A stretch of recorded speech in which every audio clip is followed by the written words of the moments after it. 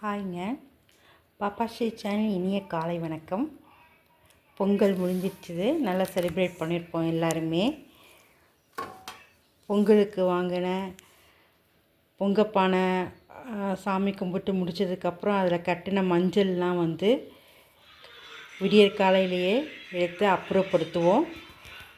அப்படி அப்புறப்படுத்தும்போது அதையெல்லாம் கண்டிப்பாக தூக்கி போட மாட்டோம். சில பேர் என்ன செய்கிறதுன்னு தெரியாமல் அப்படியே வச்சுருப்போம். எங்கள் பாட்டிலாம் என்ன பண்ணுவாங்க அப்படின்னாக்கா, இந்த மஞ்சளில் இருக்கக்கூடிய வேரெல்லாம் நல்லா சுத்தமாக அரிஞ்சு எடுப்பாங்க. இலையெல்லாம் அரிஞ்சு எடுத்துட்டு இதை சாணம் இருக்கு இல்லையா, அந்த சாணத்தை ஒரு மண் சட்டியில் கரைச்சி இந்த மஞ்சள்லாம் அதில் போட்டு வேக வைப்பாங்க. அதுக்கப்புறம் அதை அரிஞ்சு வெயிலில் காய வச்சு பவுடராக்கி பயன்படுத்துவாங்க குளியலுக்கு. இதுக்கெல்லாம் இப்படி இந்த பச்சை மஞ்சளாகவும் நம்ம பயன்படுத்தலாம். இதை இப்படியே இளைச்சோம் அப்படின்னா கையில் நல்ல அரக்கு போல் மஞ்சள் படிஞ்சிடும். கைகளில் உள்ளங்கைகள்லாம் மஞ்சள் போட்டு பெண்கள் குளிப்பாங்க. குழந்தைங்களுக்கெல்லாம் குளிப்பாட்டாங்க. இந்த மஞ்சள் 3 வெரைட்டி இருக்குதுங்க. 4 வெரைட்டி இருக்குதுன்னு கூட சொல்லலாம். எத்தனை பேர் 4 வெரைட்டியும் பார்த்துருக்கோம் அப்படிங்கிறது தெரியாது. இது உருண்டை மஞ்சள், வங்காள மஞ்சள் அப்படின்லாம் சொல்லக்கூடிய மஞ்சள் வகை. முட்டா மஞ்சள் அப்படின்னு சொல்லுவாங்க. அது அடுத்தது பார்த்திங்க அப்படின்னா, இதுதான் நம்ம பொங்கலுக்கு பயன்படுத்துகிறோம். வீட்டிலையும் வளர்க்கக்கூடியதாக இருக்குது. இது விரலி மஞ்சள் அப்படின்னு சொல்லுவாங்க. குழம்புத்தூள் இதற்கெல்லாம் பயன்படுத்தக்கூடியதை அரைச்சி. அடுத்தது பார்த்தோம் அப்படின்னா கருமஞ்சள் அப்படின்னு சொல்லுவாங்க. அது நான் பார்த்தது இல்லைங்க, கேள்விப்பட்டு தான் இருக்கிறேன். கருமஞ்சளை நான் பார்த்ததில்லை. நீங்கள் எத்தனை பேர் பார்த்துருக்கீங்க அப்படின்னு கமெண்ட்டில் சொல்லுங்கள். இன்னொன்று பார்த்தோம் அப்படின்னா கஸ்தூரி மஞ்சள். அது குளியல் பொடிக்கெல்லாம் பயன்படுத்துகிறாங்க. இது மாதிரி பவுடராக்கி வாசனை பொருட்கள்லாம் சேர்த்து பன்னீர் குழைத்து நம்ம குளியல் பொடியாக தயாரிக்கலாம், பயன்படுத்தலாம். அடுத்தது பார்த்தோம் அப்படின்னாக்கா ஃபேஸ் பேக்காகவும் இந்த மஞ்சள் பொடியை பார்த்துக்கலாம். இது வேறு என்னெல்லாம் பயன்படுத்தலாம் அப்படிங்கிறத பற்றி இந்த பதிவில் நம்ம பார்ப்போம். இந்த முட்டா மஞ்சள் அப்படின்னு சொல்லக்கூடிய இந்த உருண்டை மஞ்சள் இருக்கு இல்லையா, வங்காள மஞ்சள், அது முடி வளர்ச்சியை தடுக்கக்கூடியதாக இருக்குது.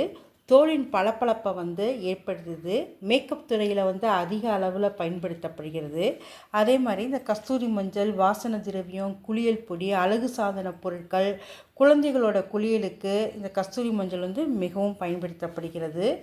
இந்த நோய் எதிர்ப்பு சக்தி மஞ்சள் அப்படின்னு எடுத்துக்கிட்டோம்னாவே நமக்கு நோய் எதிர்ப்பு சக்தியை தரக்கூடியதாக இந்த மஞ்சள் பொடி இருக்குதுங்க. செவ்வாய்க்கிழமையில் பார்த்திங்கனாக்கா வாசலில் கடத்தெருவுக்கள் எல்லாம் சாணம் தெளிப்பாங்க இல்லையா, அதில் மஞ்சள் கலந்த நீர் கலந்து தெளிப்பாங்க. எதுக்கு அப்படின்னாக்கா நோய் எதிர்ப்பு சக்தியை கொடுக்கக்கூடியது மஞ்சள். செவ்வாய் கிரகத்தோடைய ஆதிக்கம் அன்றைக்கி அதிகமாக இருக்கும். அப்படிங்கிறதுனால அந்த செவ்வாயுடைய ஒளிக்கற்றைகள் அதிகமாக இருக்கும். அப்படிங்கிறதுனால இது வாசலில் மஞ்சள் கலந்த நீரை தெளிப்பாங்க. அதேபடி நிலைப்படியில் வாச கதவுகளில் மஞ்சள், ஒரு நல்ல நாள் திருவிழா இந்த போன்ற காலகட்டங்களில் வெள்ளி செவ்வாய்க்கிழமைகளில் மஞ்சள் பூசி குங்குமம் வைத்து நிலைப்படி பூஜை செய்து வழிபடுவார்கள். அது மட்டும் இல்லாமல் மருத்துவத்துலேயும் சமையல்லையும் மஞ்சள் மிக முக்கியமாக பயன்படுது. மஞ்சள் தூள் கலக்காத எந்த ஒரு காய்கறி வகைகளோ குழம்பு வகைகளோ சமையலில் இல்லவே இல்லை. எல்லாத்துலேயும் மஞ்சள் பொடியை நம்ம பயன்படுத்துகிறோம்.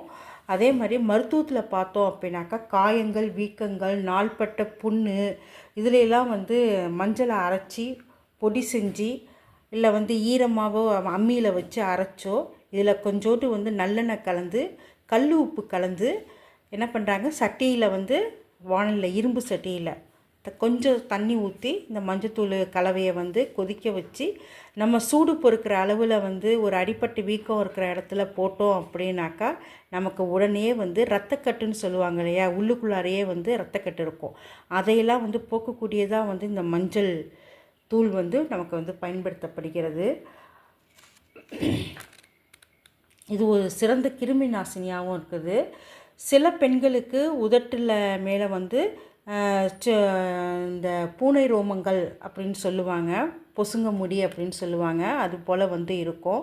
அதுக்கு வந்து குப்பை மேனி இலையோடு இந்த மஞ்சளை வந்து நம்ம அரைச்சி நைட்டில் வந்து தூங்க போகிறதுக்கு முன்னாடி உதட்டுக்கு மேலே போட்டுட்டு ஒரு வாரம் அது மாதிரிக்கு டெய்லி செஞ்சோம் அப்படின்னாக்கா அந்த பூனை முடிகள்லாம் வந்து கொட்டிடும். ஸ்கின்னுக்கு வந்து ஸ்கின் கேராக வந்து ரொம்ப பயன்படுகிறது. முகப்பொலிவு ஏற்படும். மஞ்சள் டெய்லி வந்து அந்த காலத்தில் பாட்டி அம்மா எல்லோரும் வந்து மஞ்சள் போட்டு குங்குமம் வச்சாலே அவங்களுடைய முகம் வந்து ஒரு தனி அழகுடன் வந்து காணப்படும். நம்மளும் அது மாதிரி கொஞ்சம் செய்யலாம். அதே மாதிரி கால்களில் பித்த வெடிப்புலாம் வந்து வரும். மழைக்காலங்களில் தண்ணியில் அதிகமாக யூஸ் பண்ணுறவங்களுக்கு, பாத்திரம் கழுவுற இடத்துல, தோட்டத்தில், வயலில் இவங்களுக்கெல்லாம் வேலை பார்க்குறவங்களுக்கு, இல்லை சாதாரணமாக தரையில் நடக்கும்போது சில பேருக்கு பாதத்தில் பித்த வெடிப்பு ஏற்படும். அந்த பித்தத்துக்கு இந்த மஞ்சளை வந்து குழச்சி நம்ம வந்து தடவிக்கிட்டு வந்தோம் அப்படின்னாக்கா சேத்துப்புண், பித்த வெடிப்பு இதெல்லாம் வந்து குணமாக்கக்கூடியதுங்க. Anti inflammatory, anti fungal effects, முகப்பொலிவு தரக்கூடியது, ஆன்டி ஆக்சிடென்ட் பண்புகள்லாம் வந்து இதில் இருக்கிறதுனால நமக்கு பக்க விளைவுகள்லாம் எதுவும் இல்லாமல் நல்ல முறையில் நமக்கு பயன்படுத்தப்படுது. தோல் புற்றுநோயை வந்து போக்கக்கூடியதாக இருக்குது.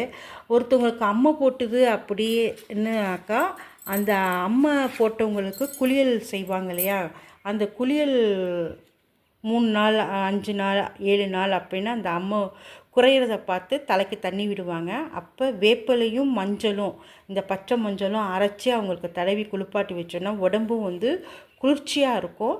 அந்த அம்மையோட வடுக்கள், அந்த பத்துகன்னு சொல்லுவாங்க, அதெல்லாம் வந்து உதிர்ந்துடும். அவ்வளோ குணம் வாய்ந்தது இந்த மஞ்சள். மஞ்சள் அப்படின்னாலே மஞ்சள் வந்து எங்கே நம்ம தமிழ்நாட்டில் அதிகமாக விளையிற இடம் அப்படின்னு பார்த்தாக்கா ஈரோடு இருக்குது. இப்போ சளியாக இருக்கும்போது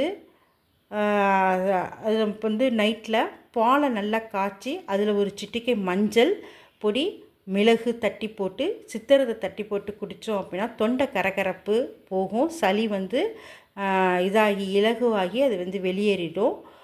இவ்வளோ மருத்துவ குணங்கள் கொண்டதுங்க இது. மஞ்சள் நீரில் மஞ்சள் ஊறுகாய், மஞ்சள் மிட்டாய், அப்புறம் மஞ்சள் ஜூஸு இதெல்லாமும் நம்ம செஞ்சு சாப்பிட்லாம்.